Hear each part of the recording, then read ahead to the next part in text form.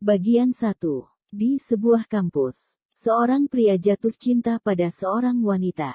Sejak pandangan pertama hatinya sudah terpesona tiap kali berpapasan dengan si wanita. Sosok wanita impian itu berkerudung lebar yang beberapa kali dia lihat di kampus dan di jalan menuju tempat pengajian. Dan ternyata begitu pula dengan si wanita.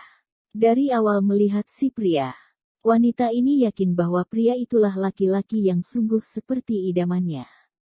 Keduanya tidak saling mengenal, tidak tahu nama apalagi tempat tinggal, namun keduanya mencintai dalam diam. Bahkan ketika tak sengaja berpapasan, keduanya saling menjaga pandangan untuk tak saling memandang. Karena mereka tahu, pandangan dengan rasa cinta dan kekaguman sebelum pernikahan adalah keharaman. Si wanita hanya mampu menunggu tanpa ada seorang pun tahu. Si pria pun juga menunggu hingga waktu yang tepat tiba saatnya. Dia berharap bisa mengenalnya dan langsung meminangnya. Coba bayangkan, jika cinta mereka tidak dibalut dalam ketaatan. Si pria bisa saja menggoda dan merayu si wanita. Dan gayung pun pasti akan bersambut hingga akhirnya mereka bisa saja terperosok dalam jurang hina bernama zina. Tapi, karena mereka bersabar menanti dalam keindahan iman, mendekap deru rindu dalam untaian doa. Walau cintanya tiada terungkap kepada pujaannya, kini akhirnya mereka dipersatukan dalam ikatan cinta indah bernama nikah. Kisah ini mengandung pesan untuk para pemudi dan pemuda bahwa, sekeras apapun kau berusaha untuk mendekati dan menjaga pasangan yang tidak halal bagimu, jika kehendak Allah kau tidak berjodoh dengannya, sudah pasti kalian tak akan pernah berada di pelaminan bersama. Tapi, jika memang dia jodohmu, sepelik apapun aral melintang, sepasrah apapun kau mengikuti alur takdir kehidupan, kelak, Allah pastikan mudahkan dan persatukan kalian dalam mahligai pernikahan. Maka bersabarlah dalam penantian. Jagalah diri dengan keimanan agar kelak kan tertemukan belahan jiwa yang terbaik yang telah Allah pilihkan. Dan nyatanya rasa cinta saja tak akan cukup untuk menapaki kehidupan pernikahan. Ada perekat lebih utama dari sekedar cinta yaitu ketakwaan kepada Allah. Of safety. Aku masih bingung kenapa bisa laki-laki itu menawariku proposal ta'aruf. Dia yang selalu aku lantunkan dalam doa walau aku tak tahu siapa namanya. Sempat serasa tak percaya. Kok bisa? Tahu dari mana dia tentang aku? Kupikir selama ini perasaan ini hanya aku yang rasakan. Ternyata, jauh sebelum tawaran ta'aruf darinya datang padaku, dia telah berteman denganku di Facebook. Aku nggak paham kalau itu dia, karena sama sekali tak ada foto wajah tampannya di akun itu. Nama akunnya pun aneh, Goten Maboko. Aku baru tahu sesaat sebelum tawaran ta'aruf itu dia ajukan bahwa nama sebenarnya adalah Yusuf. Aneh juga sih. Sama orang tua diberi nama bagus-bagus gitu malah pakai nama Goten Maboko. Lalu dalam bayanganku nama Goten Maboko itu orang yang nyeremin dan tua jadi benar-benar nggak ngangka bahwa itu dia si pemuda penuh pesona. Ternyata nama itu memang nama samaran. Goten, salah satu tokoh dalam kartun Dragon Ball favoritnya. Sementara Maboko nama ngarang katanya. Dan di Facebook itulah dia mulai mencari tahu tentang aku. Apa yang aku posting, dengan siapa aku berteman dan juga berusaha mencari fotoku. Tapi kasihan dia nggak dapet karena aku memang nggak pernah upload foto di sosial media. Maksud dari semua investigasinya itu bukan untuk sekedar main-main. Melainkan dia berusaha mencocokkan, benar nggak sih gadis yang sering nggak sengaja dia temui di kampus yang telah membuat dakdikduk itu orangnya sama dengan akun Fabe, Umu Sabita. Kenapa pula aku pakai nama kunyah segala padahal masih ting-ting. Lanjut lagi. Untuk mendalami investigasi ternyata dia sampai minta bantuan beberapa teman akrabnya. Bersama dengan temennya ini dia nanya ke teman-teman kuliahku tentang aku, bagaimana keseharianku dan bagaimana sifatku. Setelah hasil analisa dicocokkan dan hasilnya valid, dia langsung action. Gak mau nunggu lama-lama, tiba-tiba ngajak ta'aruf dan nikah. Dia sampaikan keinginannya melalui perantara teman taklinku yang juga kakak kelas dia di jurusan program studi matematika, Mbak Dewi namanya. Kupikir-pikir awalnya itu kok aneh bener laki-laki ini. Skripsinya aja belum selesai, belum sidang. Udah pede banget mau ngajakin nikah. Bagian 2. Hari Jumat sore setelah si Goten Maboko dapat kevalitan bahwa Umu Sabita yang di Facebook itu adalah aku, alias si gadis yang dia taksir di kampus. Hari Senin tiba-tiba aku dapat SMS tawaran ta'aruf. SMS itu dikirimkan melalui perantara Mbak Dewi. Mbak Dewi adalah teman kajianku yang paling dekat denganku kala itu. Mbak Dewi ini bisa dibilang salah satu orang yang paling berjasa dalam hidupku. Dari dia aku bisa dapat banyak info tempat kajian sunnah pas awal-awal jadi mahasiswa baru. Dia telaten menjawab semua pertanyaanku saat aku dulu masih nggak tahu apa-apa. Dan lewat perantara beliau juga akhirnya aku dipertemukan dengan jodohku. Waktu aku dapat kabar itu, sebenarnya aku langsung jingkrak-jingkrak di kamar kosan saking seneng dan berbunga-bunga nggak karuan. Aku nangis sambil meluk teman sekamarku sampai dia aku cium-cium. Tapi kepada Mbak Dewi aku tetap belagak staikul takut kalau responku yang terkesan iya-iya aja ini disampaikan kepadanya. Aku balas SMS Mbak Dewi. Aku pikir-pikir dulu ya, Mbak. Insya Allah 4 hari lagi aku kasih jawabannya. Padahal nunggu 4 hari itu rasanya nggak karuan. Minum teh walau udah dibanyakin gulanya tetep nggak terasa. Karena gulanya kalah manis dengan senyuman si dia yang selalu terbayang di pelupuk mata. Hari Rabu sore aku pulang ke rumah. Bilang sama ayah ibu kalau ada cowok ingin mengajak aku kenalan dan kalau dibolehin dia mau datang nemuin ayah. Ayahku kaget, mau kenalan sama aku tapi kok yang didatangin ayah. Aku jelaskan, kalau dia emang belum kenal sama aku, belum pernah ngobrol cuma sering papasan di kampus dan kelihatan di jalan saat berangkat atau pulang dari taklim. Dan dia mau minta izin kalau dari perkenalan ini kami sama-sama cocok, orang tua merestui, inginnya cepat nikah. Ayahku langsung tersedak, huahaha. Bagian 3. Setelah berembuk dengan ibu dan kakak laki-lakiku akhirnya ayah mengizinkan proses ta'aruf kami. Hari itu hari Kamis. Hari yang sangat panas karena sinar mentari begitu terik dan hari yang sangat mendebarkan tentunya bagi si dia. Tepat di hari itu dia akan mengikuti sidang skripsinya dan bersamaan dengan itu pula dia sedang menunggu jawaban dariku, gadis pujaan hatinya. Siang sekitar jam 2, Mbak Dewi SMS aku. Dek, Ikhwannya tadi udah ujian skripsi. Alhamdulillah hasilnya lulus dengan nilai A, sekarang dia nunggu jawaban darimu. Aku ketik SMS ke Mbak Dewi sambil senyum-senyum sendiri, sampai teman kos sekamarku jadi heran. Bak, sampean kesambet opo? Bak, kamu kesurupan apa? Aku kabarkan ke Mbak Dewi kalau ayahku ngizinin dan akan nunggu kedatangan dia ke rumah. Dan secepat kilat dia langsung respon jawaban dariku. Dia sampaikan ke Mbak Dewi kalau besok mau ke rumahku dan minta alamat lengkapnya.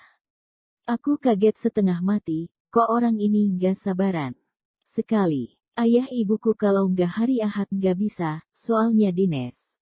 Kalau mau ke rumah hari Ahad aja ya, begitu jawabku. Dan hal itu langsung diiyakan oleh si dia. Qadarullah, pas belum nyampai hari Ahad, tepatnya hari Jumat, badanku tiba-tiba panas. Aku muntah-muntah dan ngerasa pusing sekali. Aku dijemput ayah di kosan dan langsung dibawa ke RS. Ternyata setelah hasil lab keluar, aku sakit tipus. Qadarullah, aku sangat sedih gak jadi deh ketemuan dengan dia di hari Ahad besok lusa padahal momen itulah yang selalu aku tunggu sepanjang hidupku. Selama dirawat inap di RS hari-hariku gak karuan. Ingin cepat sembuh agar rencana ta'aruf bisa segera berjalan. Tiap hari aku paksakan makan walau tak nafsu. Aku paksakan banyak minum walau mual. Sampai akhirnya aku bisa pulang dari rawat inap setelah seminggu mendapatkan perawatan. Dan selang 2 hari setelah itu, jadwal yang sempat terdelay itu kami lakukan. Hari Ahad tiba, hari yang sudah kutunggu-tunggu dengan debar dalam dada. Ibuku mendadak jadi mak rempong yang kepo akut, nanya-nanya terus orangnya kayak apa. Kayak gimana? Del, aku bingung harus jawab apa. Aku hanya bilang. Udah entar juga tahu sendiri. Itu adalah kali pertama aku mengalaminya, dan juga pertama kali bagi dia menjalani prosesi macam ini. Tadinya aku pikir dia akan datang dengan bawa teman tapi ternyata dia sendirian. Dia memakai baju batik berwarna biru. Saat dia parkir motornya di depan rumahku, jantungku dak-dikduk gak karuan. Rasanya tubuhku ingin pingsan. Aku lari ke kamar sambil mengambil minyak kayu putih. Malah diomelin sama ibu. Sana buka pintunya, suruh tamunya masuk, gabuk. Aku malu. Ibu aja sana gih yang bukain, suara ibuku naik 7 oktav. Ya opo sih kamu ini, kok ibu yang disuruh buka pintu? Akhirnya ayahku yang maju keluar untuk bukain pintu. Lalu sesaat kemudian ku dengar mereka ngobrol dan saling tertawa seperti sudah akrab sekali. Aku masih ngumpet di depan dapur sambil nyedot aroma minyak kayu putih. Kuhirup aromanya dalam-dalam. Kemudian aku hembuskan. Tanganku basah keringetan. Bingung sekali rasanya. Ya Allah, mau ngomong apa ini entar lagi. Sampai akhirnya aku dikagetin suara ibu, sana keluarkan kue dan tehnya. Aduh matilah aku, pikirku saat itu. Aku seduh secangkir teh, kuletakkan di nampan yang sudah ada sepiring pisang goreng di sampingnya. Saat berjalan menuju ruang tamu, nampan berwarna biru itu terlihat terkoyak ke kiri dan ke kanan sebab tanganku benar-benar gemetaran kayak orang kesetrum. Belum sampai ruang tamu, tehnya pada tumpah kocar-kacir di tatakan dan nampannya. Subhanallah, kacaunya aku. Ibuku lagi-lagi ngomel. Akhirnya aku balik lagi ke dapur untuk bikin teh yang baru. Kali ini aku bikin tehnya nggak penuh-penuh agar tak tumpah lagi. Bagian 4. Setelah kurang 3 langkah menuju ruang tamu, aku mencoba tarik nafas dalam-dalam. Tanganku terlihat gemetaran saat meletakkan cangkir di depannya. Suara ayah dan dia yang awalnya asyik ngobrol seketika menjadi hening. Kuping dan wajahku rasanya benar-benar panas. Kalau saja ada kaca mungkin aku baru bisa tahu semerah apa wajahku saat itu. Atau mungkin wajah itu sudah berubah menjadi tomat. Setelah menyajikan teh dan sepiring pisang goreng, aku duduk di samping ibuku. Aku tetap diam tanpa kata. Sampai tangan ibuku refleks menyikut aku, ngasih kode seharusnya aku nggak diem aja. Lalu akhirnya aku beranikan diri bersuara, "Sesi silahkan diminum tehnya, alamak kenapa pula jadi macam Aziz gagap di OVJ." Dia pun mengangguk dan tersenyum sambil bilang, "Permisi ya, Pak." "Bu, saya minum dulu." Setelah dia minum seteguk, suasana kembali hening. Aku yang memakai jilbab lebar berwarna coklat bata hanya menunduk terus sambil tanganku di dalam jilbab ngeremes-remes tisu hingga menjadi butiran debu. Ayahku tiba-tiba berkelakar untuk mencairkan suasana. "Loh kok diem-diemen? Lagi sariawan ya?" Kami pun tertawa kecil dan tak sengaja saling bertatapan. Seketika seolah jarum jam terhenti beberapa detik. Manisnya. Kemudian dialah yang memulai percakapan. "Bismillah. Jadi maksud kedatangan saya ke sini Pak, Bu, mau permisi izin ingin mengenal putri Bapak lebih dalam. Orang tua saya pun sudah mengizinkan dan kalau Bapak dan Ibu berkenan, saya ingin melamar Dek Septi. Tapi perlu Bapak dan Ibu ketahui bahwa saya belum wisuda Pak, tapi insya Allah November ini saya diwisuda. Pekerjaan saya juga hanya guru les privat dan honorer di sekolah, tapi saya berjanji insya Allah saya akan berusaha bertanggung jawab atas semua kebutuhan putri Bapak jika nantinya kami benar-benar berjodoh dan menikah." Lalu ayahku pun tersenyum dan menjawab, "Kalau saya semua apa kata anak saya, tapi yang jelas kalau memang serius apa gak bisa nunggu sampai Septi juga sudah wisuda. Karena saya khawatir dia kan masih semester 4, nanti kuliah dia mutung berhenti di tengah jalan bagaimana kan eman-eman." Bagian 5. Kemudian dia nampak tersenyum dan mengangguk, lesung di pipinya terlihat begitu dalam. Aku keselak. Padahal nggak lagi minum atau makan apa-apa. Dia menjawab pertanyaan ayahku. "Oh nggih Pak, kalau begitu keputusannya saya serahkan ke Dek Septi maunya bagaimana?" Aku menjawab dengan nafas terengah-engah saking tegangnya. Kata-kata yang sudah kususun tadi malam sebelum tidur semuanya kacau dan berantakan. Aku benar-benar lupa mau ngomong apa. Kalau misal nih saya menikah sama Mas dalam keadaan saya masih kuliah, apa Mas benar-benar siap dan sanggup? Dan apa mau terus menyemangati saya sampai saya lulus sesuai dengan janji saya ke ayah? Dan Mas Yusuf pun mengangguk dengan begitu mantap. Insya Allah saya siap. Ayahku tersenyum sambil mengangguk. Ya kalau berani janji nggak akan putus kuliah sampai lulus, alhamdulillah. Saya pegang janjinya. Kalau gitu besok-besok bapak ibunya Nak Yusuf diajak berembuk juga kalau sudah ada kepastian nanti tolong datang ke sini ya biar kita bisa sama-sama rundingan gimana kelanjutannya. Tapi ngomong-ngomong ini Nak Yusuf anak keberapa dari berapa bersaudara? Saya bungsu Pak dari 3 bersaudara. Kakak saya laki-laki semua. Oh iya. Berarti kakaknya udah menikah semua. Iya. Mas Yusuf menjawab sambil senyum-senyum malu. Belum Pak, belum ada yang menikah. Ayahku sontak kaget. Loh jadi entar gimana? Ya nggak apa-apa Pak, bisa dari yang paling belakang. Timpal Mas Yusuf sambil senyum penuh percaya diri. Setelah ngobrolin inti permasalahan, akhirnya ibuku mempersilahkan dia makan. Meja makan kami ada di samping dapur. Meja itu dipenuhi aneka lauk, udah serasa kayak orang mau hajatan. Ada capcay, mie goreng, empal daging, sate, ayam goreng dan perkedel. Padahal yang mau makan cuma dia seorang. Pas dia makan ditemani dengan ayahku. Aku dan ibu mengobrol di teras samping. Ibuku kelihatan begitu sumringah, excited banget gitu. Guanteng yo calon mantuku ya Allah. Udah gak apa-apa nikah sambil kuliah yang penting jangan mutung. Ya elah. Padahal tadi malam dia bilang mati-matian kalau bisa jangan nikah dulu. Selesai kuliah dulu yang benar. Ini kenapa kok jadi berubah begini? Seusai makan kami lanjut ngobrol lagi di ruang tamu. Dia lebih banyak ngobrol sama ayahku, dan aku lebih banyak nunduk dan diam. Obrolan mereka udah berubah topik lebih banyak ngomongin masalah pertanian.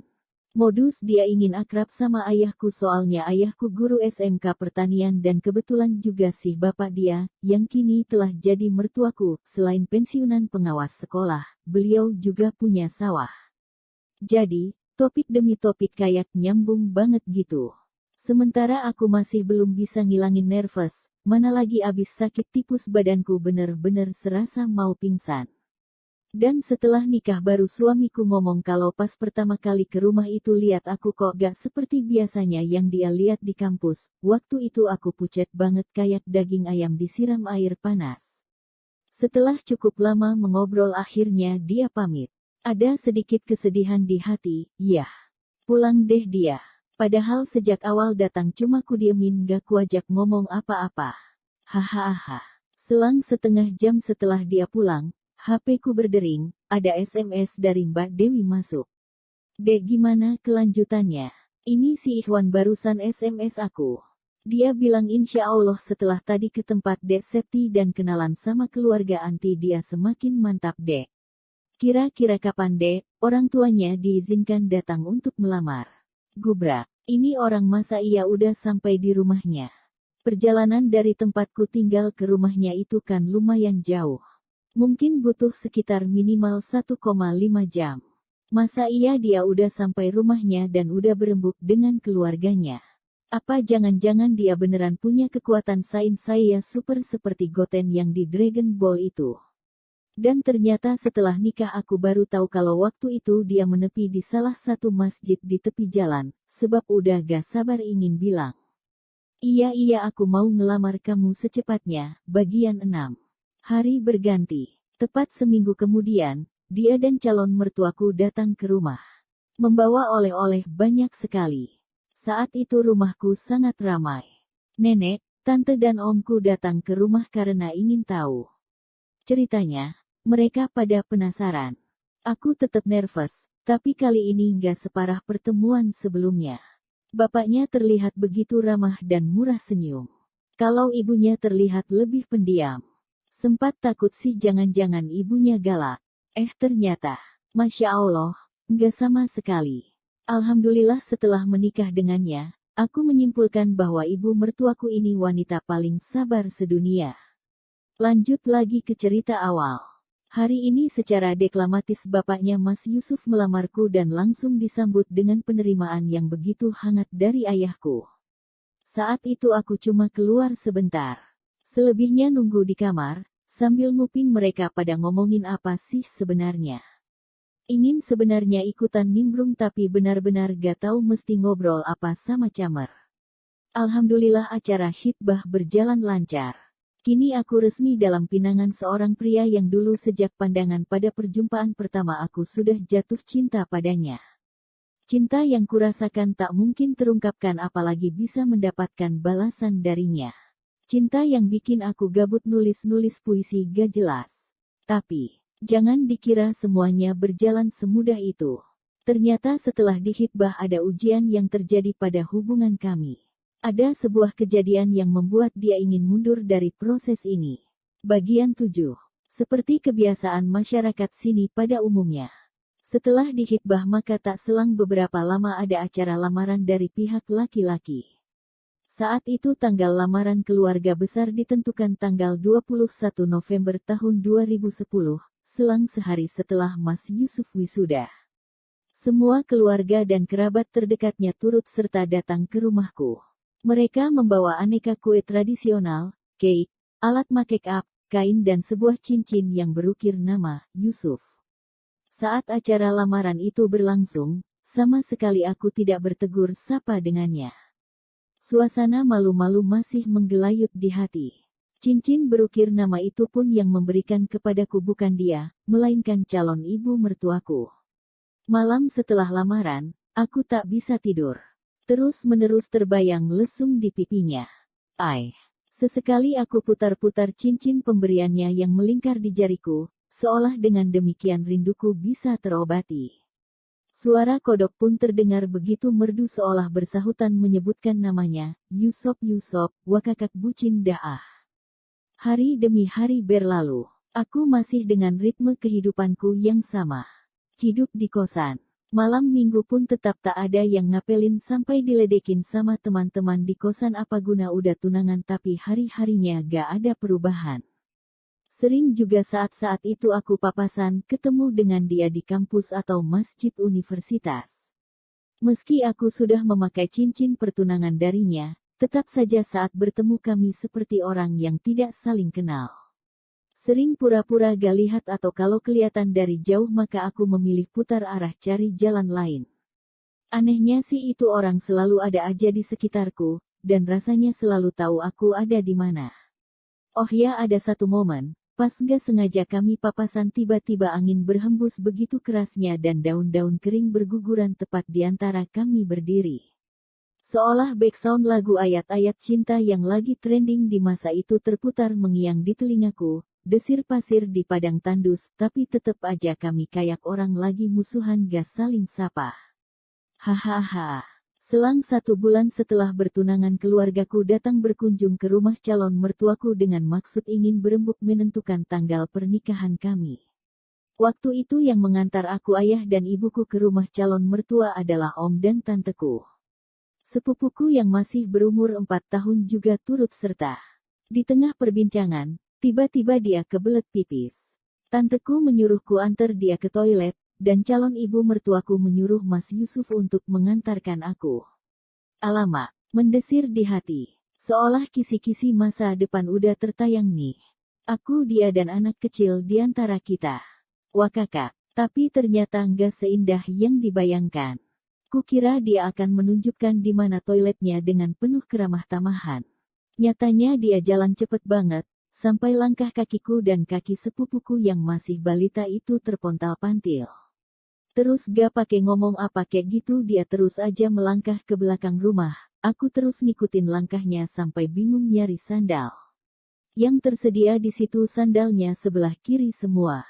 Aku pakailah sandal yang ada di situ, sambil melangkah cepat-cepat ngikut dia ke halaman belakang rumah. Terus tiba-tiba dia balik badan dan kaget. Ngapain kamu ngikutin aku terus? Toiletnya di samping dapur itu loh. Ya elah. Kenapa nggak bilang apa-apa? Kenapa nyelonyor aja jalan keluar terus? Pikirku kan toiletnya ada di belakang rumah. Aku bergumam dalam hati, nggak menyadari kalau ternyata artnya ibu mertuaku yang bernama Big Rose tertawa ngakak melihat tingkah kami. Setelah selesai dari toilet aku kembali ke ruang tamu. Perbincangan tentang tanggal pernikahan nampaknya sudah deal. Saat aku duduk tiba-tiba calon bapak mertuaku berkata sambil bercanda. Ini tanggal nikahnya insya Allah tanggal 11 Maret ya. Bapak pesan tolong nanti kalau sudah jadi istri Mas Yusuf jangan minta shopping ke Matahari terus ya. Masnya belum punya gaji banyak. Saat bapak mengatakan perkataan itu aku hanya tersenyum begitupun ayah dan ibuku. Kami paham kalau ucapan itu sekedar candaan. Tapi tidak dengan Mas Yusuf. Tiba-tiba kulihat matanya berkaca-kaca. Seperti menahan sedih yang tak bisa disembunyikan. Aku langsung kepikiran. Hatiku seolah ikut berduka melihat mata yang berkaca-kaca itu. Saat itu sebenarnya aku ingin sampaikan kepadanya. Tenanglah Mas, calon istrimu ini bukan wanita yang mengukur kebahagiaan dari uang dan harta. Aku tak akan pernah menuntut lebih dari yang engkau mampu. Tapi kata-kata itu hanya bisa tergumam di hatiku, belum bisa kuucap kepadanya atau pada siapapun. Kami pun pamit pulang. Hatiku masih terasa tak karuan, masih kepikiran dengan wajah itu. Rona wajah yang seketika berubah drastis karena satu ucapan dari bapaknya. Lamunanku terbuyar saat tiba-tiba HP-ku bergetar. Sebuah pesan darinya masuk. Maaf, aku mencintaimu tapi aku takut nanti tidak bisa membahagiakanmu.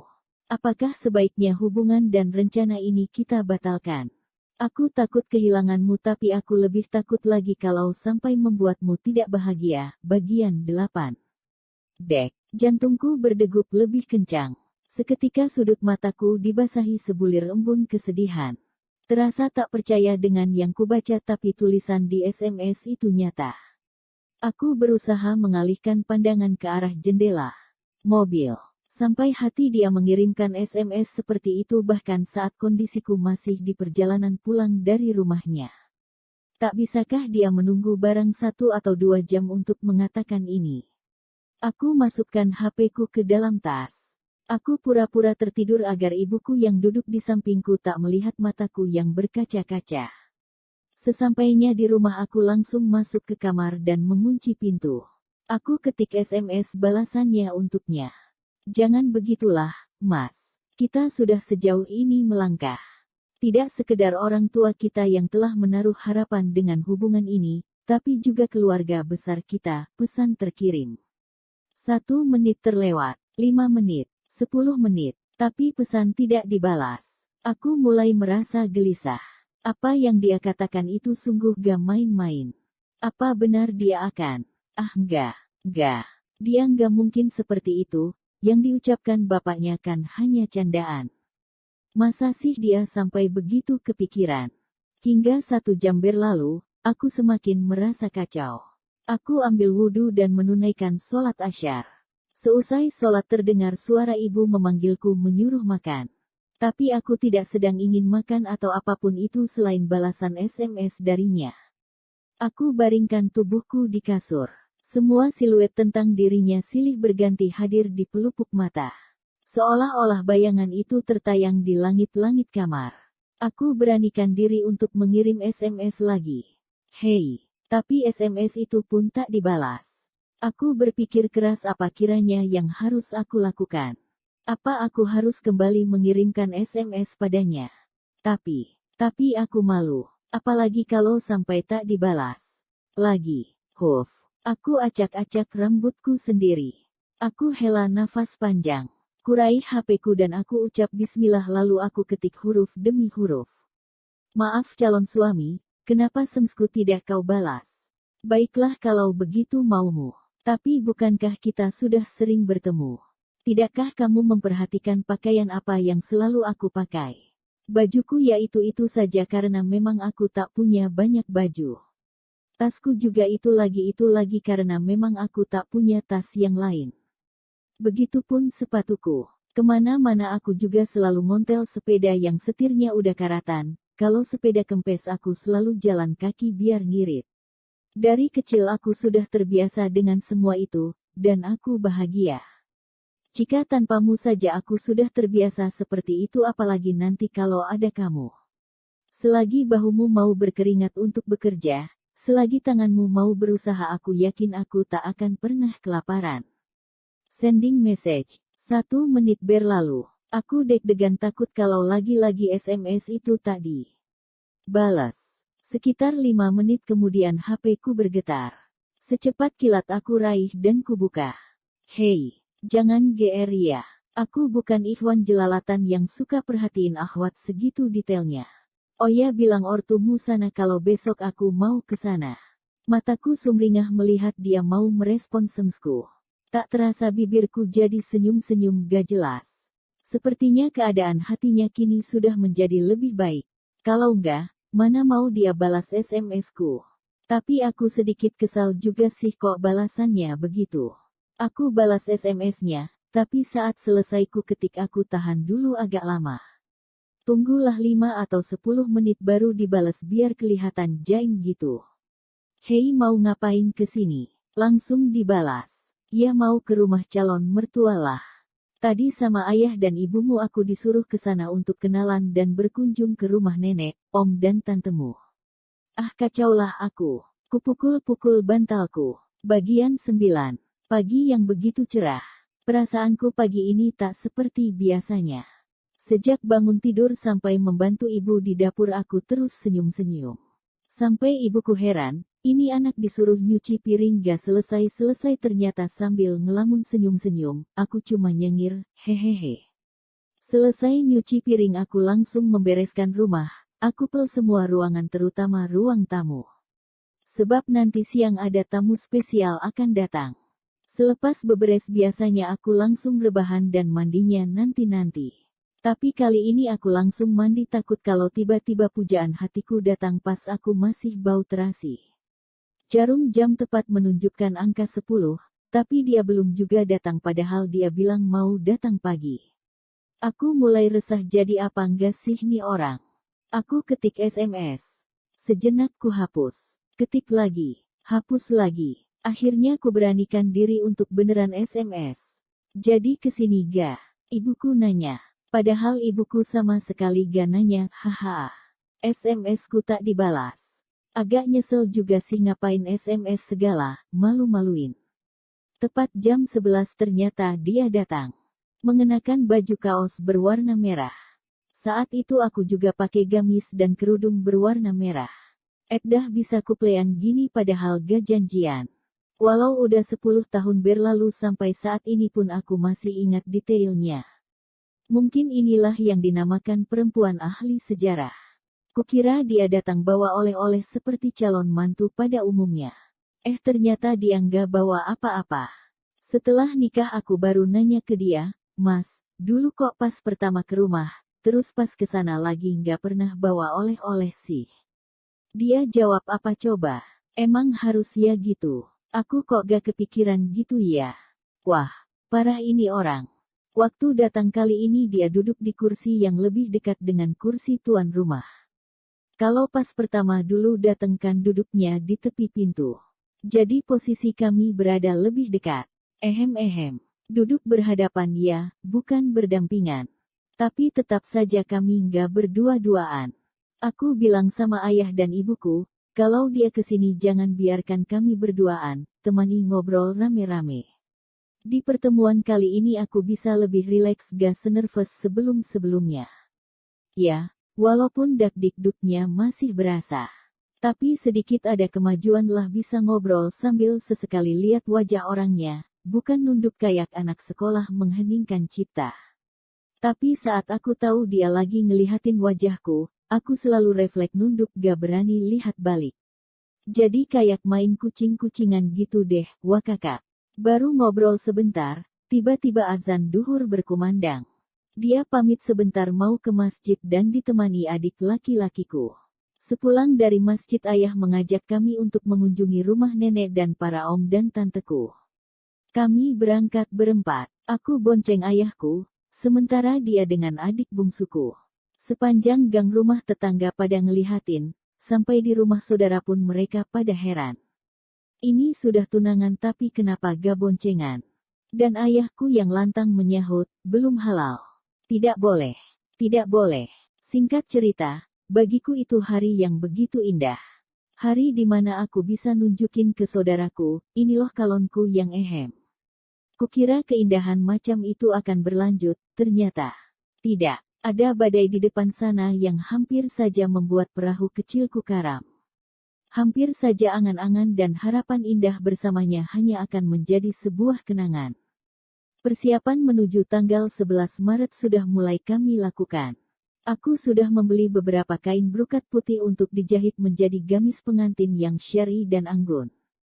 Undangan pun sudah kami pesan dan untuk memudahkan kontak yang aku tinggalkan di percetakan adalah nomorku dan juga nomor HP-nya. Hingga pada suatu malam, selepas aku sholat Isya, tiba-tiba HP-ku berdering, ada panggilan dari nomor asing masuk. Kukira itu nomor dari percetakan tempat kami memesan undangan. Aku angkat telepon itu dan terdengar suara seorang laki-laki. Assalamualaikum Ufti. Ini saya Rangga, bukan nama sebenarnya. Saya insya Allah bulan Februari nanti akan datang ke orang tua Ufti ya. Saya ingin datang menghitbah melamar. Aku kaget. Maaf ya, saya mohon maaf sebesar-besarnya. Saat ini saya sudah dalam pinangan orang. Maaf saya tidak bisa. Dia menyela perkataanku. Tapi waktu dulu kamu bilang orang tuamu tidak mengizinkan kamu menikah kalau belum selesai kuliah.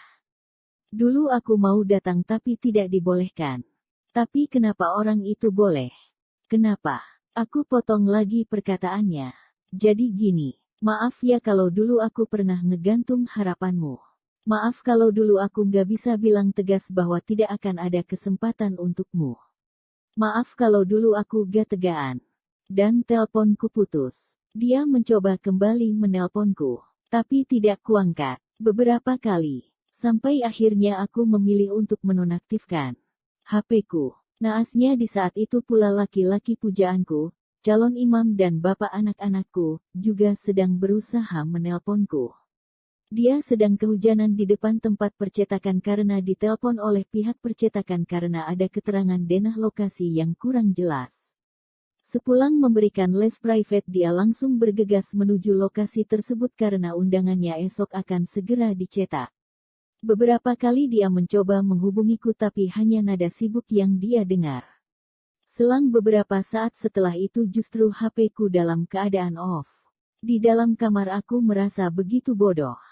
Sebuah pelajaran bagiku bahwa jangan pernah memberikan harapan pada siapapun hanya karena tidak tega untuk berkata, tidak.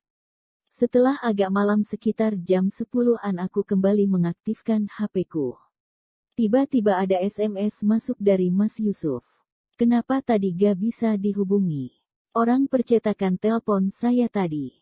Saya telepon kok HP-nya sedang sibuk, siapa yang telepon? DGG. Aku bingung harus jawab apa. Mau bohong takut dosa. Akhirnya aku telepon balik dia karena aku benar-benar merasa bersalah sudah membuatnya menunggu sampai kehujanan segala. Dan aku juga bersalah karena menerima telepon dari laki-laki lain. Bagian 10. Aku patuk-patukkan HP-ku ke kening, sambil berpikir bagaimana caranya menjelaskan semuanya. Atau, kalau tidak ditanya, aku tidak usah cerita aja ya. Tapi kalau dia nanya, enggak. Baiknya aku alihkan pembicaraan. Aku telepon dia. Assalamualaikum, maaf tadi bagaimana di percetakan. Undangannya kira-kira kapan bisa selesai? Dia jawab, Waalaikumsalam. Tadi siapa yang telepon kok kayaknya lama sekali? Aku gusar. Orang gak penting, jawabku sekenanya. Dia masih memburu pertanyaan yang sama, siapa? Aku tambah deg-degan. Itu tadi ada laki-laki telepon aku namanya Rangga, dia bilang Februari nanti mau. Mau ke rumah. Mau lamar aku, tapi aku bilang maaf aku udah dilamar orang dan sebentar lagi aku mau nikah. Kenapa kamu angkat telepon darinya? Setelah dia ngomong gitu handphonenya langsung dimatikan. Aku menangis sesegukan di pojok kamar merasa begitu bodoh untuk kedua kalinya di malam itu. Kan bisa saja tadi aku bohong dan bilang kalau tadi temen kuliahku yang telepon atau alasan yang lain. Tapi sudahlah. Sebelum tidur aku kirimkan beberapa SMS kepadanya. Aku tahu sebenarnya ini tidak boleh. Komunikasi yang terlalu intens sebelum pernikahan tidaklah dibolehkan. Tapi aku merasa ini sangat urgen, aku harus minta maaf dan menjelaskan semuanya. Aku tulis pesan untuknya yang intinya aku mohon maaf. Sungguh dia tidak berarti apa-apa bagiku. Dan juga alasanku kenapa sampai mengangkat telepon dari orang itu karena aku kira nomor asing itu orang percetakan undangan. Sampai larut malam aku tak bisa tidur. Gelisah memikirkan kenapa SMS-ku tak kunjung terkirim. Nampaknya dia nonaktifkan HP-nya. Subuh pun tiba. Aku bangun dari tidurku yang kurasa hanya berlangsung sekitar 2 jam. Kepalaku terasa sedikit pusing. Aku ambil HP-ku berharap di situ ada SMS balasan darinya yang isinya dia telah memaafkan aku. Tapi ternyata aku salah, HP-ku hanya dipenuhi SMS dari Rangga, kalau tidak salah ada sekitar 4 atau 5 pesan darinya dan aku sangat malas untuk membukanya. Seharian aku gelisah. Seperti merpati yang bingung mencari sarangnya. Seperti ilalang yang gontai tersapu angin. Seperti perahu kertas yang tertikam derasnya bulir. Hujan. Aku duduk di bangku kelas dan mendengarkan dosenku tapi hati dan pikiranku kemana-mana. Sampai aku merasakan pusing yang begitu hebatnya. Perutku kram dan nampaknya ini hari pertama aku datang bulan. Akhirnya aku pulang lebih awal tidak mengikuti perkuliahan sore. Sepanjang jalan menuju kosan aku berharap dia ada di situ. Seperti biasanya rute yang aku lewati depan masjid kampus dan tiap sore dia ada di situ. Di serambi masjid untuk sekedar melihatku dari kejauhan. Hujan turun. Awalnya gerimis kecil namun tiba-tiba berubah menjadi agak deras. Aku tetap melangkah tanpa ada percepatan. Masih berharap kalau di kejauhan bisa melihatnya. Tapi nyatanya tidak. Sampai di kosan aku hanya tidur tidak semangat untuk melakukan apapun. Sampai-sampai aku lupa bahwa seharian ini aku hanya makan sepotong roti dan segelas susu. Perutku kram bercampur perih karena lapar. Kepala pening tak terkira. Teman sekamarku menawariku makan tapi aku sama sekali tak ada selera. Aku ambil HP-ku. Iseng aku tulis sebuah status. Perut terasa begitu sakit, baru ingat kalau seharian belum makan nasi. Hilang selera. Aku berharap status itu dibaca olehnya. Tapi sesaat setelah posting status aku baru ingat bahwa saat telah proses aku dan dia memutuskan untuk saling blokir di FB supaya kami sama-sama bisa saling menjaga hati. Halu deh, mana bisa dia baca status itu, kan udah blokir-blokiran. Aku berbaring di tempat tidur tapi tak kunjung terlelap. Hanya miring ke kiri dan ke kanan. Sesekali melihat HP barangkali ada SMS atau panggilan darinya. Nyatanya hampa. Menjelang Isya aku sempat tertidur sambil menahan rasa sakit di perut karena tamu bulanan dan pastinya rasa sakit itu tak seberapa ketimbang rasa rinduku padanya. Aku terbangun dari tidur karena kaget mendengar HP-ku bergetar di bawah bantal. Ternyata ada SMS darinya. Cepat keluar di depan kosanmu. Tengok di atas pagar, aku belikan nasi, cepat makan dan habiskan. Aku langsung senyum sumringah. Seketika rasa sakit perutku hilang. Aku ambil gamis dan kerudung panjangku. Tak lupa aku pasang kaos kaki. Ternyata benar ada sebuah kresek hitam nangkring di atas pagar. Aku ambil sambil tengok kanan kiri barangkali si kurir ganteng ada di situ. Enggak taunya sudah tak ada orang. Aku masuk dengan langkah riang. Sampai-sampai teman-teman kosan heran dan bertanya. Sudah sembuh kamu, Sep? Aku tak menggubris pertanyaan itu. Aku tak sabar membuka sebungkus nasi warteg tanda kasih darinya. Hahaha. Dan saat ku buka karetnya, subhanallah, aku kaget dan ngakak. Isinya tuh banyak banget. Nasinya ini pasti pesan 2 porsi. Lauknya ayam goreng, telur balado, tongkil, tahu goreng, tempe tepung, bakwan, mie goreng, sayur dan tempe orek. Satu hikmah yang bisa kuingat dari peristiwa itu, bahwa kalau sedang marah jangan sekali-kali berangkat ke warteg untuk pesan nasi bungkus, atau kalau tidak semua yang kau lihat di layar sentuh lauk yang ada akan kau minta untuk turunin semua. Akhirnya nasi bungkus itu kumakan berlima bersama dengan teman kosan. Semuanya ngeledek dengan kompak, biu iki sing numbasno lagi ngamuk tah. Ini yang belikan lagi marah ya. Dan di antara tanda-tanda kekuasaannya ialah dia menciptakan untukmu istri-istri dari jenismu sendiri, supaya kamu cenderung dan merasa tenteram kepadanya, dan dijadikannya di antaramu rasa kasih dan sayang. Sesungguhnya pada yang demikian itu benar-benar terdapat tanda-tanda bagi kaum yang berfikir. QSR Room, 21. Bagian 11. Hari berganti hari dan tanggal sudah sampai pada bulan Februari. Undangan yang dijanjikan akan tercetak di akhir Januari ternyata terundur sebab pihak percetakan kehabisan bahan. Siang itu selepas sholat duhur aku mendapat SMS dari pihak percetakan bahwa contoh undangannya sudah selesai. Tinggal dikoreksi dan jika udah fix maka akan dicetak sesuai dengan jumlah yang kami pesan. Saat itu pula aku SMS dia, sang pujaan hati. Pria ternyebelin dan terter yang lain yang pernah kutemui. Hati bak bunga di taman yang begitu ceria dan merona.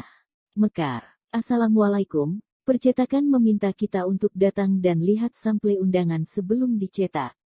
Nanti selepas asyar ya ketemu di sana. Dia balas semsku.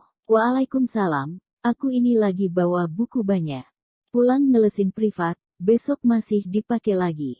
Boleh nitip di kosmu. Aku bales secepat kilat sambil senyum-senyum. Boleh. Tapi aku urungkan untuk sending SMS itu. Bales entar aja dah setelah mandi. Waka kakak, jadi cewek kan harus jaim. Setelah mandi dan sholat asyar aku kirim SMS yang sudah ku ketik tadi. Tak lama setelah itu ada suara motor berhenti di gang depan kos. Teman sekamarku yang udah kuanggap seperti adikku sendiri itu histeris berteriak. Bah, ada Mas Gojon Piu datang. Aku keselak. Siapa Gojon Piu itu? Aku sama sekali gak paham dan gak pernah dengar nama itu karena aku dulu bukan K-drama lover. Baru setelah jadi emak-emak begini kadang lihat drakor itu pun cuma iseng bukan fans fanatik. Jadi aku baru tahu yang dimaksud itu artis yang mana. Aku nggak langsung keluar untuk nemuin dia. Aku tunggu sampai dia SMS dan ngabarin kalau sudah di depan. Beberapa detik kemudian ada SMS masuk. Saya di depan, tas saya taruh di pagar tolong amankan ya. Aku pun keluar dan meraih tas yang sebenarnya nggak terlalu berat itu. Idih, kayak gini dibilang buku banyak lah wong paling isinya cuma 3 buku paket anak sekolahan. Lebay dah ah. Ini berarti akal-akalan dia aja ingin nitip di sini. Aku membatin dalam hati sambil senyum-senyum sendiri. Setelah memasukkan tas itu, aku meraih kadarku yang berwarna biru dongker. Aku belum bercadar secara istiqomah. Hanya kadang-kadang saja memakai cadar, khususnya saat hendak berangkat taklim. Agenda sore itu ke percetakan lalu lanjut menghadiri taklim rutin setiap Jumat sore. Aku sangat kaget ketika keluar gang, ternyata dia masih ada di ujung jalan, duduk di atas motor yang terdiam. Begitu aku lewat di sampingnya, dia nggak ngomong apa-apa. Masih sama seperti orang yang tidak saling kenal. Aku menyeberang jalan raya dan menunggu angkot. Sedangkan dia masih di tempat yang sama entah masih ngapain. Setelah aku menyetop angkot barulah dia menstarter motornya. Motornya melaju tepat di belakang angkotku, mana aku pas kebagian duduk di bangku paling belakang lagi. Kia. Saat di tengah jalan, tiba-tiba dia lepas helmnya lalu dia kibas-kibas rambutnya. Aku spontan mesem-mesem gak jelas. Untungnya pakai cadar, jadi penumpang lain gak lihat. Kalau enggak, mungkin aku bisa disangka wong edan anyaran. Dalam hati aku bergumam, ternyata orang nyebelin ini bisa tebar pesona juga. Iya, sampai pas di depan percetakan, aku turun dari angkot. Sementara dia parkir motornya di samping pintu masuk. Mas-mas yang kerja di situ pada datang menuju ke kami. Satu orang melayani si Goten, sementara yang satunya lagi melayani aku. Mungkin dikiranya kami bukan sepasang calon pengantin yang memesan undangan yang sama melainkan beda kuple karena datangnya sendiri-sendiri. Permisi mbak, ada yang bisa kami bantu? Permisi mas, Ada yang bisa kami bantu? Dan kami berdua kompak menjawab, mau lihat preview undangan. Masnya nanya lagi, atas nama siapa? Kami kompak jawab, Septia dan Yusuf. Mas-masnya pada kelihatan bingung sambil bilang, oh. Setelah melihat preview undangan, akhirnya kami keluar dari tempat itu. Dan tiba-tiba hujan sangat deras sekali. Alhamdulillah aku membawa payung. Tanpa babi bu atau tegur sapa dengan si dia aku langsung buka payungku dan karena tidak hati-hati, tanganku kecepit payung sampai berdarah-darah. Oh, aku sedikit berteriak sambil mengibas-ngibaskan jariku. Dia refleks langsung mendekat. Kenapa? Ini. Ih kecepit. Makanya hati-hati, timpalnya sambil memintakan tisu kemas pegawai percetakan dan menjulurkannya ke aku. Meltinglah aku dibuatnya. Malam harinya aku gedebak-gedebuk di atas kasur karena pikiran kacau ingat insiden di percetakan. Mata enggan terpejam. Tiba-tiba HP-ku bergetar dan ada SMS masuk. Maaf kalau udah bercadar, matanya jangan dihias-hias pakai lensa coklat-coklat gitu. TABARUJJ. Ini orang mau ceramah tapi salah alamat. Aku nggak pakai kontak lensa. Ini asli emang warna bola mataku coklat dari sananya. Tunggu deh. Berarti tadi dia. Asterisku pukul-pukul gulingku. Bagian 12. Lelaki impianku. Aku tak perlu menjelaskan bagaimana fisiknya, wajahnya, senyumnya, ataupun suaranya. Secara zahir bagiku dia adalah definisi dari semua yang aku sukai. Seperti sekuntum mawar setengah mekar. Seperti sebutir apel ranum kemerahan. Seperti sajak puisi yang berirama indah. Seperti desiran angin yang membawa tetes embun menyejukkan. Aku mulai menghitung hari, ingin rasa waktu bergulir lebih cepat dari biasanya. Entah sudah berapa ratus judul puisi yang kutulis selama penantian ini. Ting, HP-ku berbunyi, ada sebuah SMS masuk.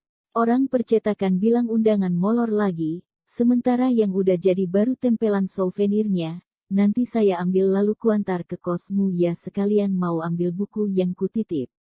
Aku jawab singkat, oke. Aku harus bersikap lebih jaga image, jangan sampai terlihat menye-menye di depannya. Sebisa mungkin bersikap wajar dan biasa-biasa meski jantung selalu berdegup kencang dibuatnya. Sekitar 2 jam kemudian ada suara motor berhenti tepat di depan gerbang kosan. Waktu itu kondisi kos sangat sepi, hanya aku sendirian, yang lainnya sedang keluar dan kuliah. Aku lihat dari jendela dia sudah turun dari motor dan membawa sebuah kantong kresek besar. Kresek itu dia letakkan di teras kosan. Dan aku lihat dia berdiri di situ sambil memencet HP-nya. Sesaat kemudian ada SMS masuk. Ini kertas gantungan souvenirnya saya bawa. Saya ada di depan. Kata percetakannya suruh cek jumlahnya, aku balas. Di kos lagi nggak ada orang. Taruh saja di situ nanti kuambil, tasnya aku bawa ke sana entar lagi. Mas minggir dulu ya. Kulihat dia pun pergi sambil memasang helmnya. Setelah kuambil kresek yang dia letakkan di teras, aku letakkan tasnya di tempat yang sama. Kemudian aku buru-buru pergi masuk ke dalam. Beberapa menit setelahnya ada SMS lagi yang masuk. Oh ya, bisa gak minta tolong bilang sama ortumu. Gimana kalau tanggal nikah kita diajuin bulan ini mumpung undangannya belum dicetak. Sudah titik kulminasi, aku kaget, apa itu titik kulminasi? Aku mau tanya balik tapi kok jadi kelihatan bego ya. Anak bahasa tapi gak ngerti istilah. Akhirnya aku googling, aku baru ngerti artinya. Dan bilang, oh panjang. Tapi tetep aja nggak paham hubungannya apa titik kulminasi sama ingin majuin tanggal nikah. Baru ngerti setelah udah nikah. Wah sungguh parah polosnya aku dulu. Aku SMS panjang kali lebar njelasin kalau ngubah-ngubah tanggal itu nggak semudah pesen batagor, wahai goten maboko. Ada tukang catering, tukang tenda, petugas kuah dan tukang make up yang nggak bisa seenaknya reschedule. Apa kau mau gantiin mereka semua kalau sampai seenaknya ubah-ubah tanggal nikah? Kalau bisa sih aku juga pengen tahu cepet-cepet jadi istrimu. Tapi mau gimana lagi? Sabar ajalah. Aku bergumam dalam hati. Singkat cerita, ketika masa penantian menuju hari H, ada aja peristiwa mengejutkan terjadi. Tiba-tiba ada seorang perempuan yang mengajakku kenalan. Awalnya dia SMS aku dan mengenalkan diri. Nadia namanya. Dia mengajakku ketemuan di taman samping perpustakaan kampus sebab ada hal penting yang ingin dibicarakan. Aku penasaran, siapa wanita ini dan mau apa dia sampai sangat ingin bertemu denganku. Esok harinya kebetulan aku hanya ada kuliah pagi sampai jam 9. Aku langsung menuju taman samping perpustakaan. Sambil menunggu orang yang sudah janjian denganku itu datang, aku keluarkan laptopku untuk mengisi waktu agar tak jenuh menunggu. Selang beberapa saat ada seorang wanita berperawakan sedikit lebih tinggi dariku. Tinggiku 165 cm, mungkin dia sekitar 167 atau 169. Wajahnya manis berkulit kuning langsat. Memakai kerudung modis berwarna merah jambu. Aku tak mengira bahwa dialah Nadia. Namun dia langsung mengenaliku meski aku tak memberitahu ciri-ciriku. Ini yang namanya safety, ya. Aku mengangguk sambil berkata, "Benar, Mbak. Assalamualaikum." Dia menjawab, "Waalaikumsalam." Aku persilahkan dia duduk di kursi sampingku sambil ku kemas laptopku yang baru saja aku keluarkan namun tak sempat dinyalakan karena orang yang kutunggu keburu datang. Aku tanyakan padanya ada kepentingan apa kok sampai ingin cepat-cepat bertemu denganku. Sebelum pertanyaanku itu dijawabnya, dia justru balik. Nanya, "Maaf, Mbak Septi, ini benar kan calonnya Mas Yusuf?" Aku kaget. Bagaimana dia bisa tahu siapa calon suamiku? Saking kagetnya sampai tas laptopku hampir jatuh. Aku jawab agak gugup, "Iya, kok Mbak tahu?" Dia menjawab sambil menundukkan wajahnya. "Dulu saya pernah dekat dengan Mas Yusuf. Tiap hari SMS-an. Dan dia juga pernah membuat saya merasa spesial. Saya kaget kenapa bisa sekarang dia mau menikah tapi dengan gadis lain." Dek. Seolah lemas lututku tak bersaraf. Pandangan mataku sedikit memburam tapi aku paksa ia untuk tetap fokus. "Benarkah?" tanyaku seolah tak percaya dengan ucapannya. Dia hanya mengangguk. Seketika suasana hening. Aku tak tahu harus berkata apa lagi. Wanita itu pun hanya terdiam dengan wajah penuh kekecewaan. "Lalu sekarang yang Mbak mau apa? Bagaimana?" Aku bertanya sambil memegang tangannya. Dia menepis dan berkata, "Entahlah. Mungkin hanya itu yang ingin saya sampaikan. Kita sama-sama perempuan, tahu kan gimana rasanya jadi saya." "Sudah iya. Assalamualaikum." Perempuan tinggi semampai itu pun pergi berlalu dari hadapanku. Aku masih duduk termenung di kursi yang terbuat dari beton itu. Ingin berdiri tapi rasanya kaki masih lemas untuk menopang. Aku terdiam agak lama di situ. Menunggu hingga degup jantungku kembali normal dan kakiku kembali kokoh. Aku berusaha menyadarkan diri, hari H sudah semakin dekat. Ujian seperti ini datang karena berusaha untuk menggagalkan. "Duhai Rab penggenggam hati, aku mohon kepadamu tautkan hati kami dalam kekuatan cinta yang Engkau ridhoi. Dia lelaki impianku. Dia lelaki baik. Aku tak boleh percaya begitu saja. Karena selama berproses ta'aruf dengan Mas Goten aku juga cukup banyak mencari tahu tentang dirinya dari teman-teman kampusnya, dari sahabatnya dan juga teman di tempat taklim. Aku mendapat banyak informasi bahwa insya Allah dia pribadi solih. Bahkan ayahku juga sempat meminta tolong kepada seseorang untuk mencari tahu tentang dia dan keluarganya. Dan dari investigasi itulah ayahku menjadi mantap untuk menerimanya menjadi menantu karena memang dia laki-laki baik. Sebenarnya aku tak ingin menyampaikan terlebih menanyakan hal ini kepada Mas Goten. Aku takut nanti dikira telah meragukannya. Tapi rasa cemasku kian menjadi dan gak bisa dipungkiri ada rasa penasaran, benar gak sih yang wanita itu bilang. Dengan mengucap bismillah aku SMS calon suamiku. "Maaf, izin mau bertanya, kenal dengan Nadia?" Dia jawab pas udah malam banget. "Sep, tadi masih ngeles private." "Yang mana ya? Apa dia guru di bimbel seks?" Aku balas pesannya. Dia bilang katanya kamu dekat dengan dia. Kasih harapan ke dia dan sejenisnya dan sebagainya lalu kamu tinggalin dia setelah ada aku.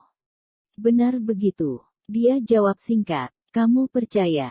Ya gimana ya? Aku balas sekenanya karena takut salah ngomong. Ini bahaya soalnya kalau sampai kepeleset ngetik. Dia jawab. Masih via SMS. Gini aja deh, bilang sama orang itu suruh temui saya dan kamu calon istriku. Terus coba dia suruh ngomong langsung di depan kita berdua. Maunya apa dan buktinya apa kalau semua yang dia omongin itu benar. Saya sama sekali gak takut karena saya gak seperti yang dia bicarakan. Aku hanya baca SMS itu, tidak membalasnya. Semalaman aku tak bisa tidur karena kepikiran. Kubawa berwudu, sholat dan mengaji tapi hati tetap tak karuan. Di satu sisi aku sangat percaya dengan calon suamiku terlebih saat dia meyakinkan aku bahwa dia tidak takut sedikit pun jika harus menyelesaikan masalah ini dengan tatap muka langsung. Tapi di sisi lain, kalau sampai kami melakukan pertemuan seperti yang Mas Goten bilang, kalau sampai Mas Goten benar-benar marah kepada wanita itu di hadapanku. Oh sungguh kasihan sekali dia. Sudah patah hati, kalau sampai ditambah lagi dengan cara dipermalukan macam itu, pasti hatinya hancur berkeping-keping. Sungguh kasihan sekali. Bagaimanapun, aku juga seorang wanita. Aku bisa membayangkan betapa sakitnya jika berada di posisinya. Tentu dia sedang menginginkan bisa berada di posisiku. Tapi kenyataan telah membuatnya hancur dan mungkin rasa hancur itulah yang membuatnya mengatakan apa yang tidak pernah terjadi. Tiba-tiba aku teringat sebuah pepatah Arab. Semua lelaki mengaku kekasih Laila, tetapi Laila tidak. Ya mungkin sekarang diksinya jadi berbeda. Semua wanita mengaku kekasih Goten, tetapi Goten tidak. Haha. Aku mencoba menghibur diriku sendiri di tengah kekacauan hatiku. Esok harinya aku baru balas semsnya. Biarkan sajalah. Aku lebih percaya kamu daripada dia. Anggap saja tak ada apa-apa dan semua akan baik-baik saja. Insya Allah. Mas Goten tidak membalas SMS-ku. Tapi dia langsung menelponku. Saya dan dia itu cuma kenal sekitar 3 bulan. Setelah itu saya resign dari bimbel tempat kami mengajar. Aku bertanya padanya, loh kenapa resign? Kok cuma sebentar ngajar di situ? Dia menjawab dengan nada kesal.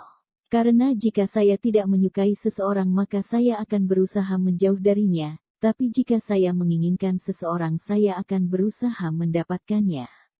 Dan jika saya sudah mendapatkannya maka saya akan menjaganya. Tut, teleponnya diputus. Nampaknya dia kesal denganku. Begitupun aku sama kesalnya dengan dia belum selesai bicara asal tutup telepon. Tapi maksud ucapannya itu apa ya? Aku berpikir keras. Aku belum puas dengan jawabannya. Aku ketik satu SMS lagi untuknya. Emang yang kamu inginkan yang seperti apa? Masa ia nggak suka sama perempuan secantik Nadia? Dia balas pakai font gede semua. Aku maunya orang yang nyebelin ini, aku dibilang nyebelin lagi. Mau ku balas SMS-nya tapi keburu di SMS-in lagi. Udah jangan ganggu-ganggu saya, kita belum halal jangan banyak ngobrol, jangan SMS lagi. Bahaya ada setan, lelaki impianku. Aku tak perlu menjelaskan bagaimana fisiknya, wajahnya, senyumnya, ataupun suaranya. Secara zahir, bagiku dia adalah definisi dari semua yang aku sukai. Seperti sekuntum mawar setengah mekar. Seperti sebutir apel ranum kemerahan. Seperti sajak puisi yang berirama indah. Seperti desiran angin yang membawa tetes embun menyejukkan. Bagian 13. Aku mengira cerita buatan Nadia yang kemarin itu sudah selesai. Ternyata tidak. Aksinya untuk berusaha mengeruhkan keadaan terus berlanjut. Kali ini dia berusaha menjatuhkan aku. Dia kabarkan pada semua yang mengenal Mas Goten bahwa calon istrinya itu bukan wanita baik-baik. Bergamis dan hijab syar'i hanya kedok katanya.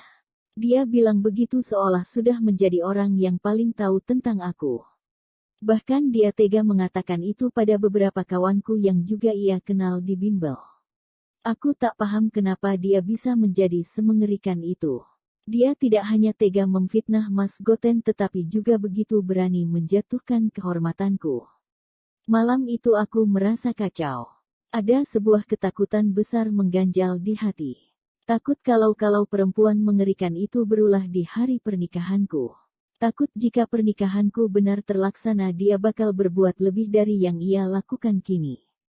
Tak terasa air mataku menetes. Selama 21 tahun umur hidupku ini aku bahkan tak pernah pacaran. Aku tak pernah jalan dan makan di luar dengan laki-laki asing. Kemana-mana selalu diantar ayah atau kakak laki-lakiku. Aku bahkan tak pernah bergandengan tangan dengan non-mahram. Aku menjaga diri demi laki-laki yang benar-benar akan menjadi suamiku. Tega-teganya dia mengatakan bahwa aku bukan wanita baik-baik. Teman sekamarku sedang pulang ke rumahnya. Aku sendirian dan menangis di kamar kos. Aku bisa sepuasnya menangis karena dengan cara itulah kesedihanku bisa terbuang bersama linangan air mata. Aku memang wanita yang sentimental dan cengeng. Tiba-tiba Mas Goten SMS. Besok lusa hari Sabtu kamu pulang ke rumah apa di kos? Kalau pulang, saya boleh ya main ke rumahmu. Aku jawab singkat karena suasana hati sedang kacau. Gak tahu. Dia sepertinya merasakan bahwa aku sedang tidak baik-baik saja. Kamu kenapa? Aku ketik SMS jawaban sambil menahan isak tangis. Kalau misal ada yang bilang hal negatif tentang aku, tolong Mas jangan percaya ya. Ada seseorang yang sedang berusaha menjatuhkan. Saya tahu siapa orangnya, dan saya nggak akan membiarkan dia berulah lagi. Saya sudah klarifikasi kepada orang-orang yang dia adui. Kamu yang sabar ya ini ujian dua cinta yang akan menikah. Kalau sampai dia berulah lebih dari ini saya gak akan segan-segan melabraknya. Saya ini Goten manusia Saint saya super jangan diremehkan. Hai, Goten manusia super sayaan. Aku terkejut dan begitu geli membacanya dan tak terasa aku senyum sampai tersembur air liurku. Sesaat kemudian dia SMS lagi. Sudah jangan balas SMS saya. Apalagi sambil senyum-senyum sendirian. Bahaya ada setan. SMS itu seketika membuatku bisa tersenyum tiada henti. Bahaya ada setan. Iya mas setannya benar-benar berbahaya. Sampai-sampai dia pandai menggambar senyummu di semua perabotanku. Di bantal, di langit-langit kamar, di lembar-lembar buku, bahkan di dalam mataku yang terpejam. Ah kau selalu membuat malamku menjadi kacau. Lagi-lagi kupukul-pukul gulingku. Pov Goten. Aku benar-benar sudah berada di titik kulminasi. Setiap kali melihatnya, rasanya aku ingin waktu cepat bergulir di tanggal 11 Maret. Aku kira semuanya akan baik-baik saja sampai tanggal itu tiba. Ternyata selalu saja ada kejutan di kisah ini. Mulai dari lelaki antah berantah yang berusaha mengambil dia yang segera akan menjadi milikku.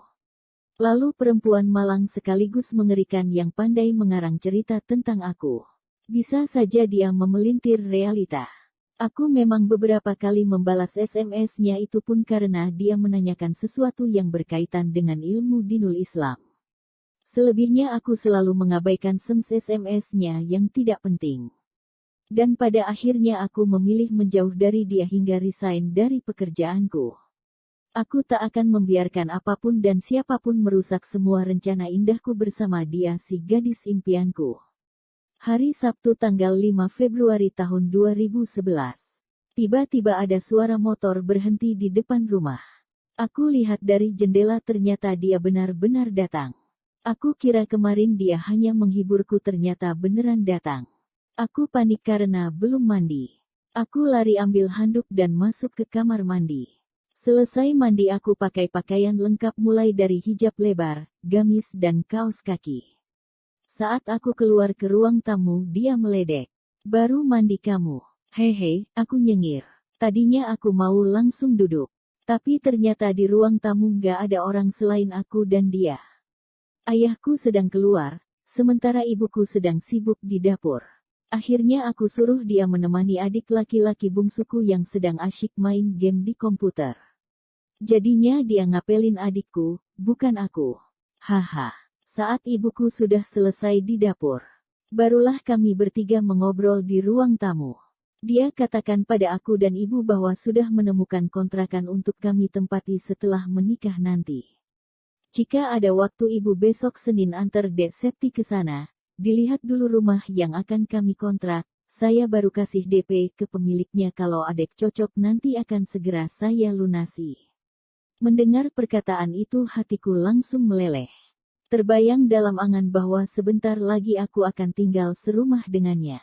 Aku dasteran dia sarungan. Aku masak dia yang makan. Alamak, syahdu dunia. Hari Senin pun tiba. Baru saja masuk ke kamar kos sepulang ngampus, tiba-tiba ibuku datang. Ibu langsung mengajakku menuju lokasi yang dimaksud Mas Goten. Aku menyusuri blok demi blok di perumahan itu karena sama sekali belum pernah masuk ke daerah situ. Akhirnya rumah itu pun kami temukan. Ada motor Sidia terparkir di teras. Sebuah rumah yang sangat sederhana tipe 36. Ada pohon mangga yang rindang di depannya. Begitu masuk aku sudah merasa cocok, tempatnya bersih. Aku tak menyangka dia sudah menyiapkan ini semua untukku. Aku kira nanti setelah menikah kami baru akan mencarinya bersama. Ternyata jauh hari dia siapkan agar aku tenang dan sebelum tanggal pernikahan bisa mencicil memindahkan barang di kosan ke tempat ini. Dia juga menjelaskan bahwa nanti di rumah ini dia akan membuka bimbingan belajar untuk anak-anak SD dan SMP. Aku bertanya kepadanya, yang mengajar siapa saja? Dia menjawab, nanti yang ngajar ya saya dan istri saya. Enggak ding, biar saya yang kerja. Istri saya fokus kuliah saja. Ibuku tertawa geli mendengar kalimat genit itu. Begitupun aku, bukan sekedar geli tapi maunya sih ingin dengar lagi. Bagian 14, tanggal 10 Februari tahun 2011. Urusan undangan sudah beres. Saat lembar demi lembar undangan itu tertumpuk di meja belajarku ada binar bahagia di hati ini. Seolah masih tak percaya bahwa secepat ini Allah menjawab doa-doaku. Seolah tak menyangka bahwa dia yang selalu aku kagumi dari kejauhan yang akan menjadi suamiku. Kuambil satu lembar undangan dari tumpukan itu. Septia dan Yusuf. Begitulah nama kami terukir di lembar undangan berwarna krem kombinasi coklat tua.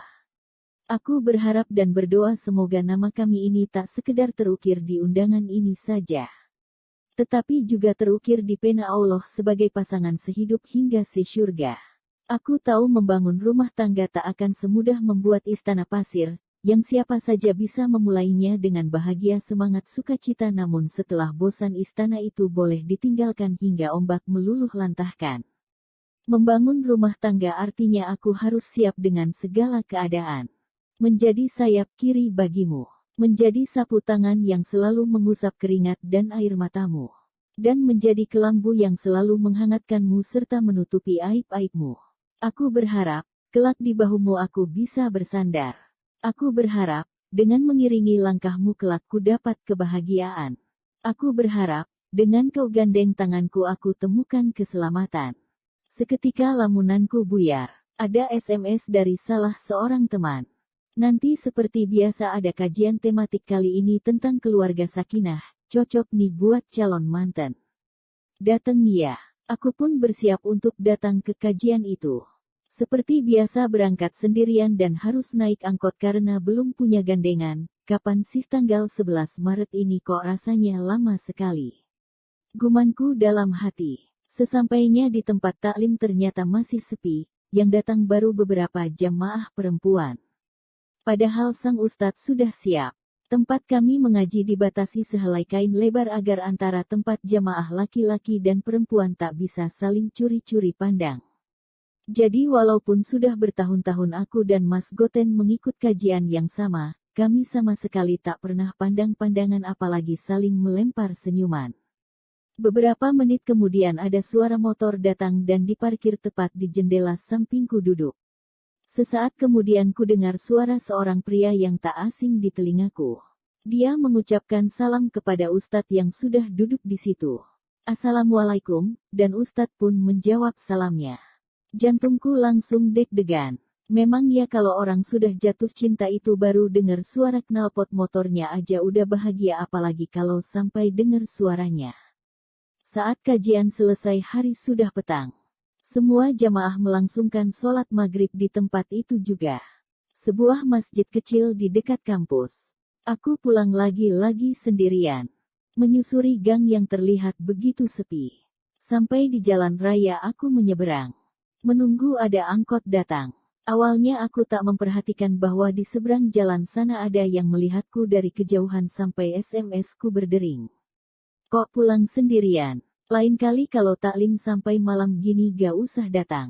Mudorot. Aku tak menjawab SMS itu. Tapi aku langsung melihat di sekitar. Oh ternyata dia ada di seberang jalan di tempat agak gelap bawah pohon cersen. Agak lama aku menunggu angkot dan dia juga selama itu berada di tempatnya. Akhirnya setelah sekitar 15 menit kendaraan berwarna kuning itu datang juga. Aku naik ke dalamnya. Dan sesaat setelahnya kulihat dia pun melesat pergi mengendarai motornya. Selama proses penantian hingga hari H kami tak pernah naik kendaraan berdua. Tak pernah jalan berdua. Tak pernah berduaan mengobrol secara tatap muka langsung apalagi sambil bercanda.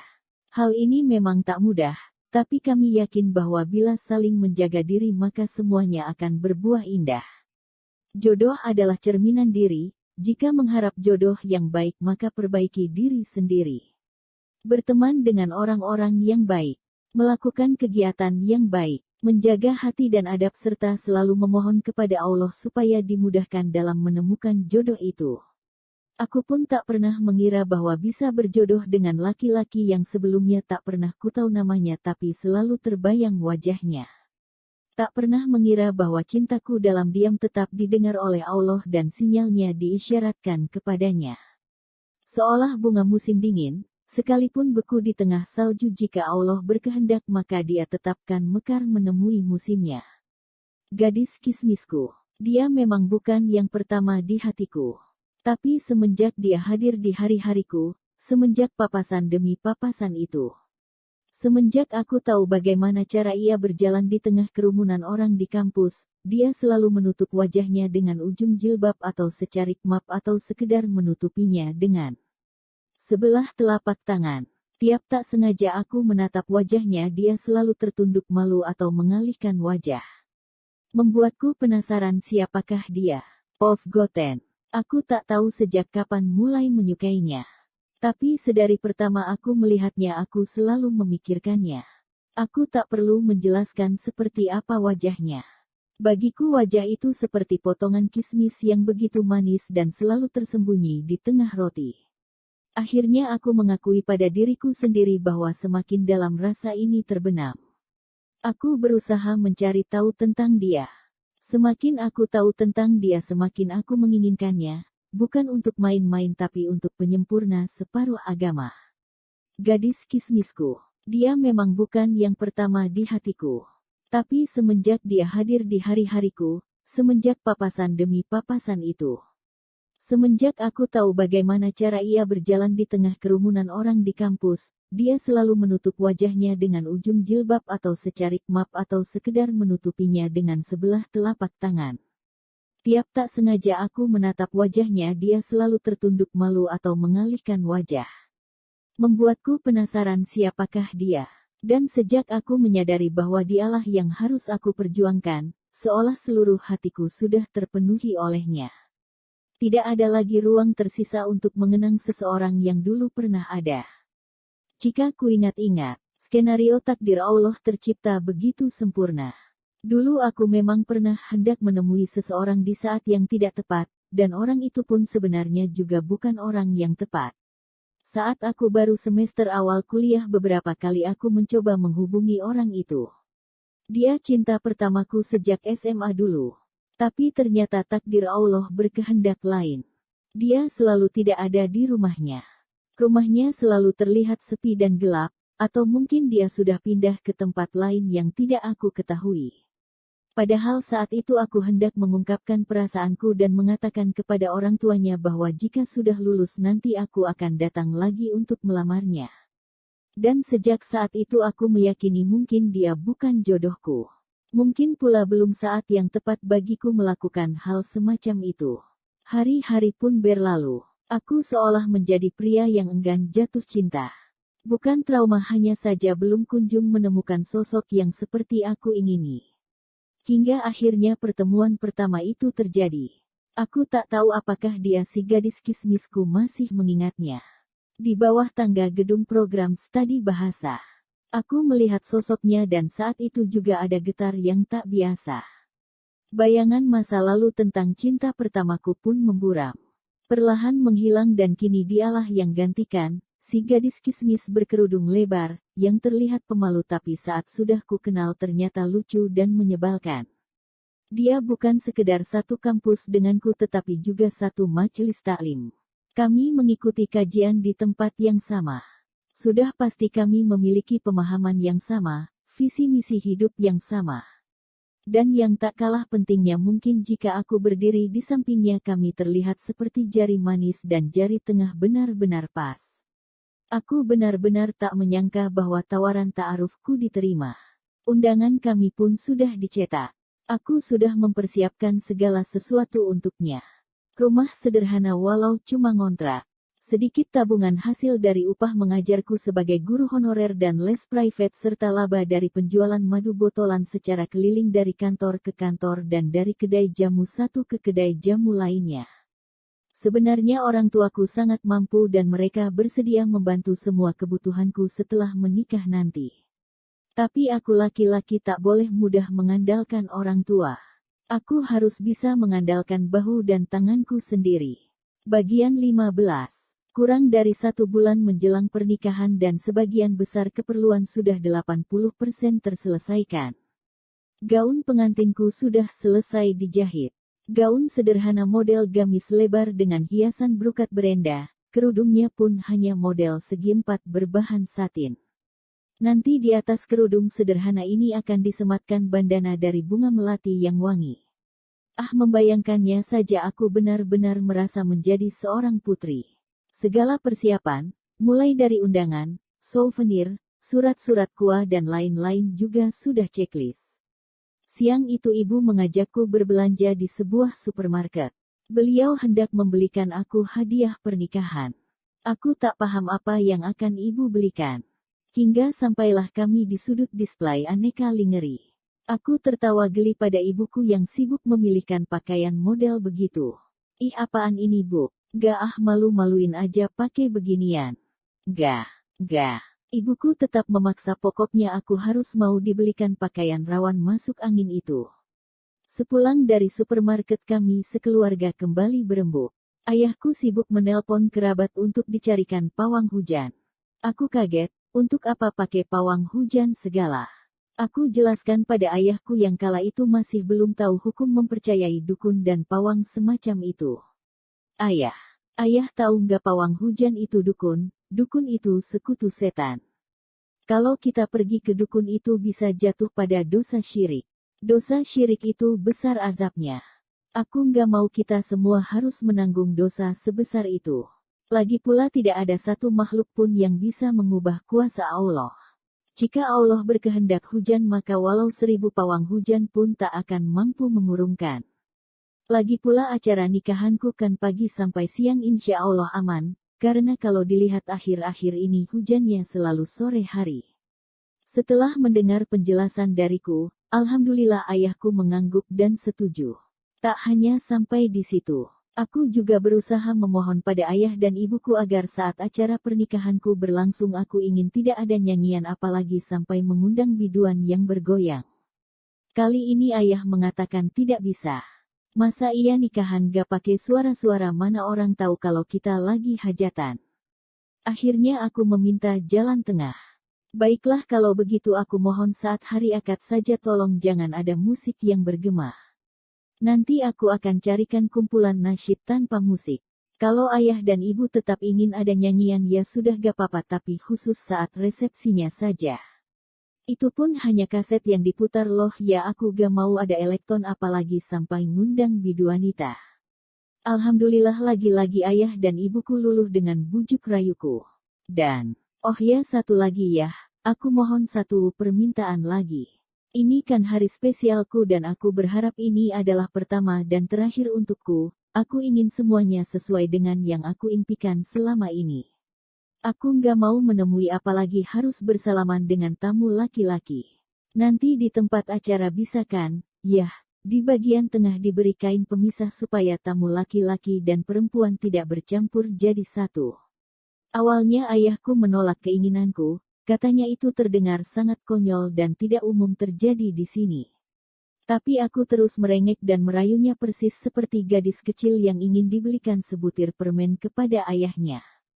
Alhamdulillah, ternyata rengek dan rayuanku kembali diiyakan oleh ayah. Aku benar-benar bersyukur memiliki orang tua yang demokratis seperti mereka.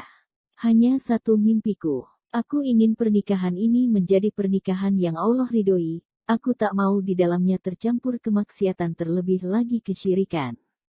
Aku menginginkan proses menuju mahligai ini berlangsung secara baik, dengan orang yang baik serta dengan cara yang baik pula. Dan semoga dengan cara inilah keberkahan Allah senantiasa akan mengiringi langkah kami dalam menapaki hari-hari yang panjang di depan nanti. Ya, ini benar-benar akan menjadi perjalanan yang begitu panjang insya Allah. Ibadah seumur hidup. Bulan Februari pun bergulir ke pertengahan. Aku mulai bersiap mengemasi barang-barangku di kosan. Segala bed cover, rak buku, galon air dan spray yang aku punya di kosan mulai aku kemas. Aku packing semuanya dalam box kardus besar. Februari ini adalah bulan terakhir aku tinggal menjadi anak kos. Insya Allah bulan depan aku sudah pindah ke tempat yang jauh lebih indah dari tempat ini. Bersama dia sang pujaan hati. Jarak antara kosan dan kontrakan itu tak terlalu jauh, mungkin sekitar 1 kilometer saja. Mas Goten sengaja mencari rumah yang letaknya tak jauh dari kampusku. Setelah selesai berkemas aku SMS dia. Ini barang-barang udah siap untuk dipindahkan. Nanti kalau udah Otu kesini bilang ya. Biar boxnya aku taruh di depan gerbang. Dia pun menjawab, ini udah Otu, 5 menit lagi sampai. Aku langsung bergegas mengeluarkan box kardus itu dan meletakkannya di depan gerbang. Kemudian aku buru-buru masuk biar gak terjadi pertemuan yang mendebarkan. Box-box itu dia bawa pakai motor, dengan diikat menggunakan tali tampar. Dari balik jendela aku melihat dan meleleh dibuatnya. Sebentar lagi daku punya kurir dan ojek pribadi. Nih, hidungku terasa kembang kempis tak karuan. Ku nyelu-nyel wajahku sendiri agar tak membayangkan hal yang lebih menguhukan. Bagian 16 POV Goten. Waktu bergulir seolah melambat. Mungkinkah ini yang dinamakan penantian bahagia namun terasa menyiksa? Seisi dada selalu berdebar tak beraturan saat aku mengingatnya, atau bahkan saat sekedar mengintip akun Fabe-nya dari Fabeku yang sengaja aku cloning agar aku tahu aktivitasnya. Rinduku memuncak di ubun-ubun kepala sebab beberapa hari ini kami sama-sama sibuk menyebarkan undangan. Tak ada waktu dan alasan yang tepat untuk bertemu. Aku bergerak sendirian sementara dia dibantu adik laki-lakinya. Aku buka aplikasi Fabeku. Aku berpindah, logout dari akun Fabe cloning ke akun Fabeku yang sebenarnya. Goten Maboko, nama itu terdengar begitu menggelikan. Aku harus segera menggantinya dengan nama asliku. Agar nanti jika kami sudah saling add dan confirm pertemanan akan terdengar syahdu, Yusuf menikah dengan Umu Sabita. Hahaha, pas sekali. Akhirnya nama fenomenal yang sudah kupakai selama bertahun-tahun itu pun aku ubah. Selang beberapa hari setelah itu, tiba-tiba ada sebuah notifikasi permintaan pertemanan muncul. Sebuah nama yang dulu sangat berarti bagiku. Tapi kini dia sudah tak lagi berarti apa-apa. Aku buka profilnya untuk memastikan bahwa itu benar dia. Sekedar iseng, tak lebih dari itu. Aku lihat di berandanya, dipenuhi dengan foto-fotonya penuh gaya. Dia memiliki banyak teman baik laki-laki maupun perempuan, pergi ke karaoke dan liburan bersama-sama.